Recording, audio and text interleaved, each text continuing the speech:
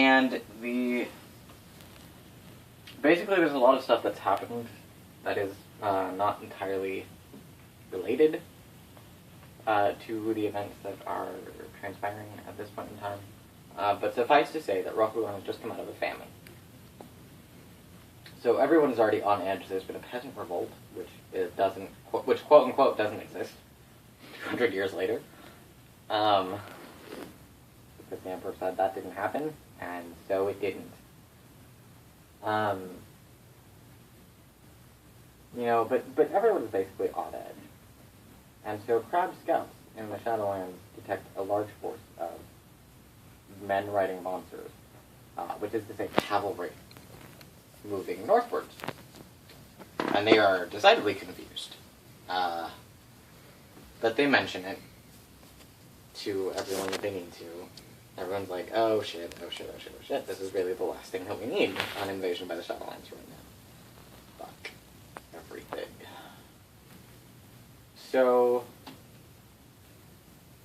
needless to say, this force that everyone believes to have come from the Shadowlands basically just rampages through Rokugan. Not really, like, killing anything, but just, nope, fuck you. We know where we're going.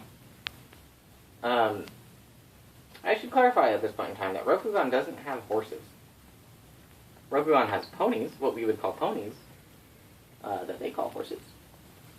Basically small, sturdy, horse-like animals. I don't know the family for a horse, so insert that here. Equine? Yes!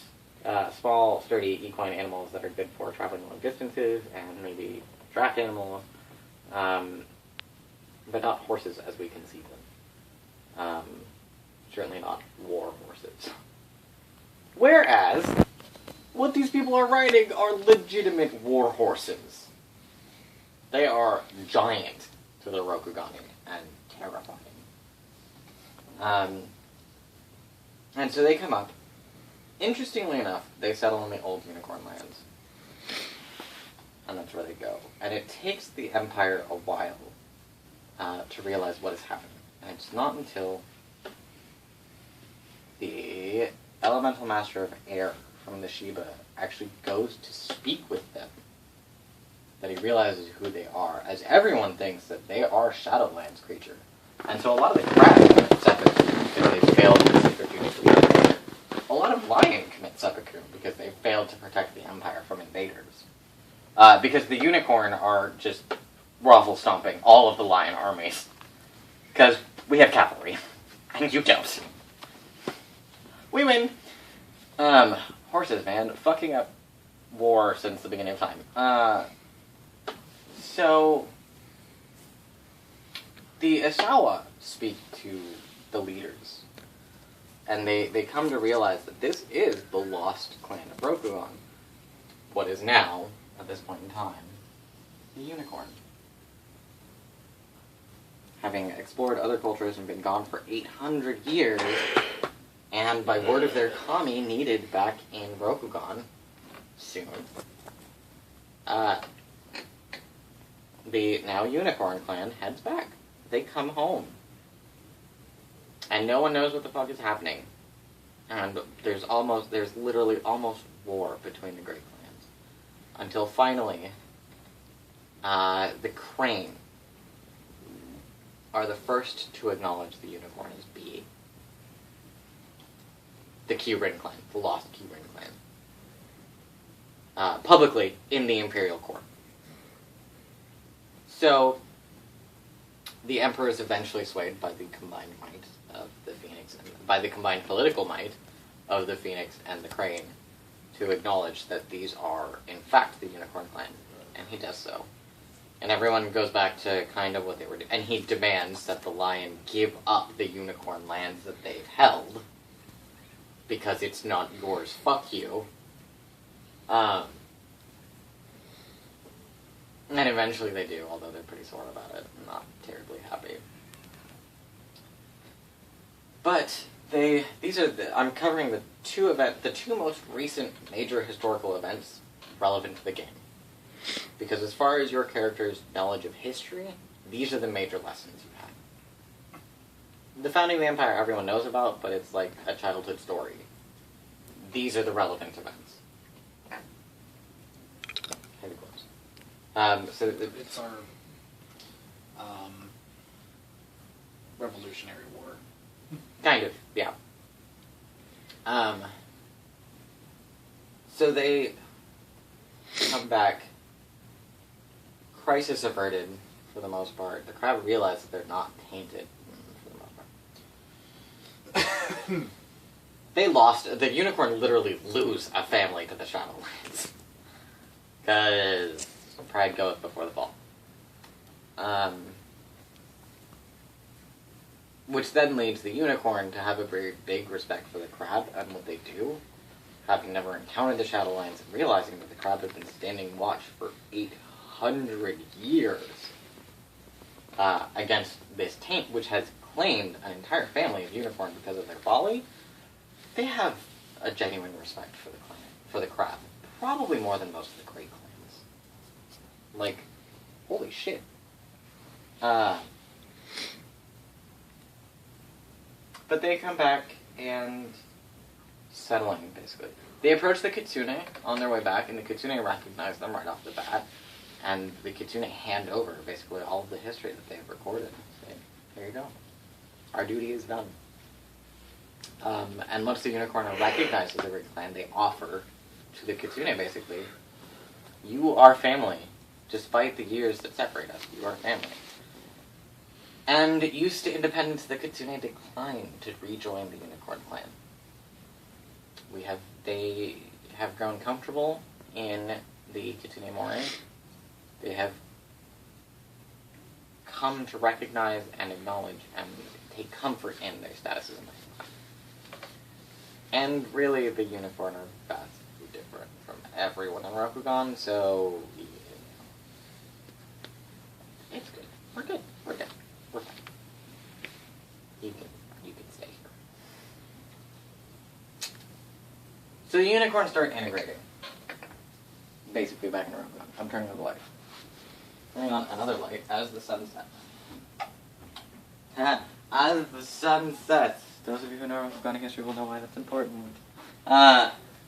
So, I don't remember the specific date that it starts. More recently, incredibly recently, a couple of years ago, most people honestly have no idea what the fuck happened or why it happened. Still, it's a relatively new event, and all of the secrets associated with it are nowhere in public circulation.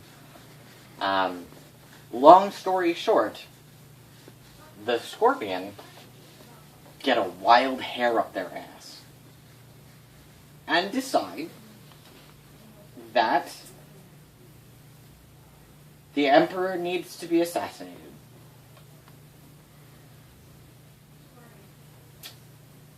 You have decided high treason, I see.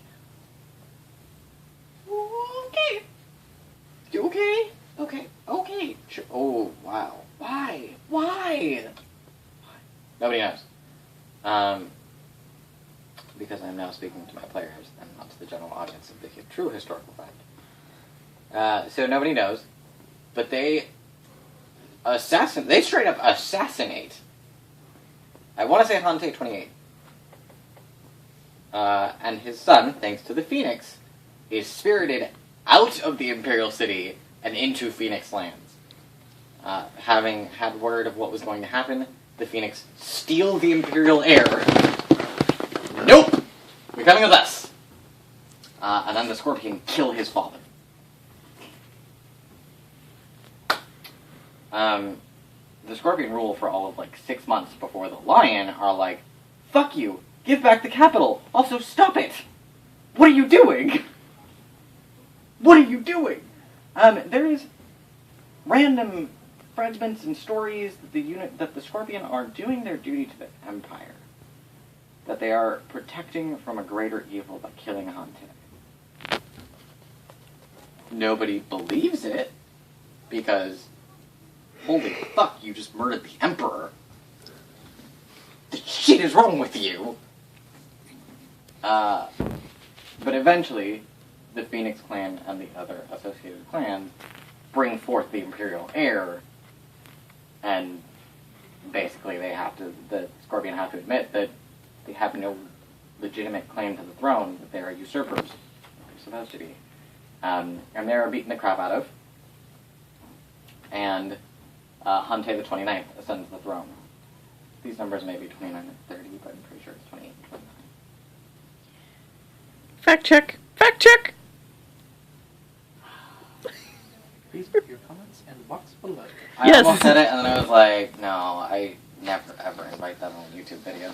Oh, totally, totally. Please leave any comments on the thing The below. comments box below this Yeah, video. there you go. There you go. I That's may what. run out of characters for all of the inconsistencies that I have created. That is my parting shot. So, Hante the 29th does several things. So clans at this point in time. The crab, always. The crane, always. Lion, dragon, phoenix. Oh god, I don't know letters. No one saw that. Nobody saw that, except all of the internet. So it's like 5 people. Phoenix. Unicorn. I believe that's everyone. Oh, Scorpion.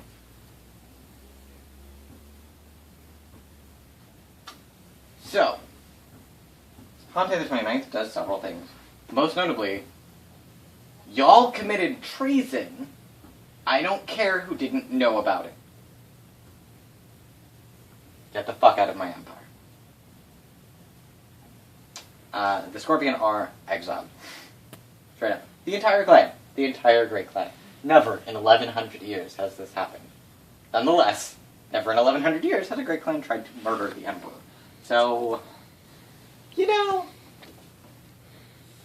he does, for whatever reason, and I promise when you read Imperial histories it makes sense, but I could never remember it, because anytime you are not staring at that page, it seems like the stupidest thing ever. He marries his assassin's wife. Because his assassin is already dead, obviously. So he marries her. His assassin being the Scorpion clan champion, he marries the clan champion's wife after the clan champion is dead. I promise, I'm not even kidding, when you read the Imperial History section, it makes sense. As ridiculously retarded as it sounds for me to say, he marries his assassin's wife. Okay. So, she becomes Empress Kachiko.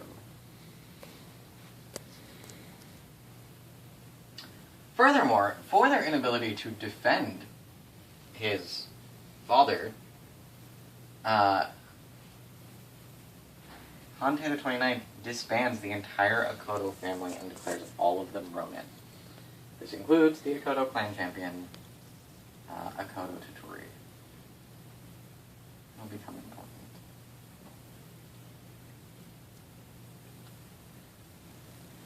So, the entire Scorpion clan and the entire Akodo family are non-existent.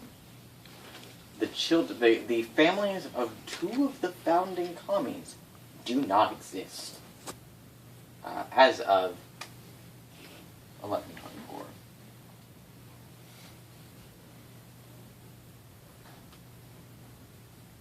And that is the current history. We are currently mid-spring of 1124. So, 6 weeks into the year.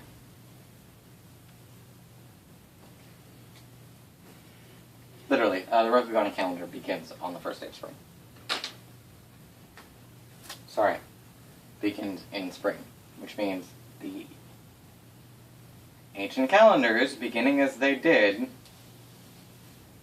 having the equinox at the middle of a season, they have just celebrated the equinox.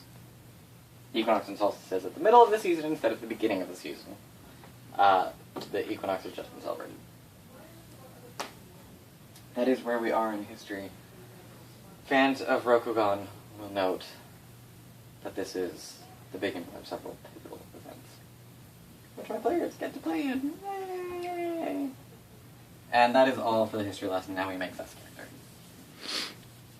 So say your goodbyes, Dennis. Bye-bye, everyone! Bye-bye. Hope you enjoyed it. Say bye-bye, Seth. I may be drunk for more future episodes when I did not drink heavily the night before. I supplied more alcohol.